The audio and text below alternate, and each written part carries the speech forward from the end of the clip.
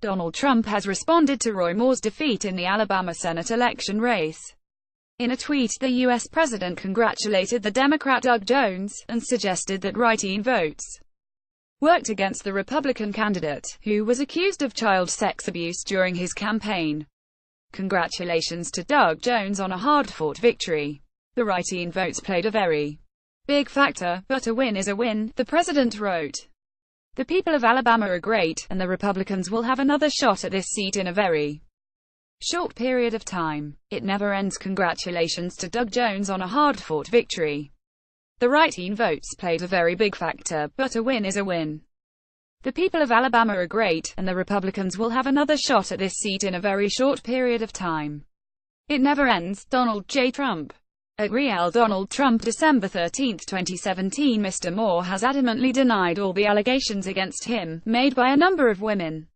The claims included Mr. Moore allegedly making unwanted advances towards a 14-year-old when he was in his 30s. He has said, "I have never engaged in sexual misconduct," and decrying what he called a partisan effort to derail his campaign. Mr. Trump's mention of the write-in votes relates to the fact that the number of such votes is almost equal to Mr. Jones' margin of victory.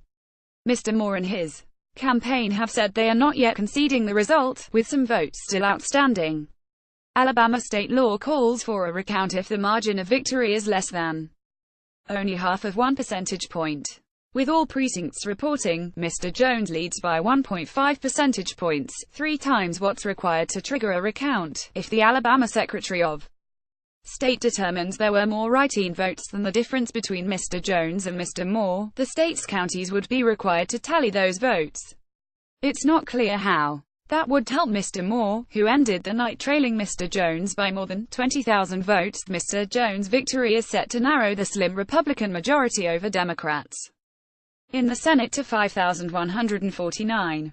Meanwhile, his victory in the Republican stronghold energizes the Democratic Party as it looks to build on anti-Trump sentiment to mount a challenge next year to Republican control of Congress.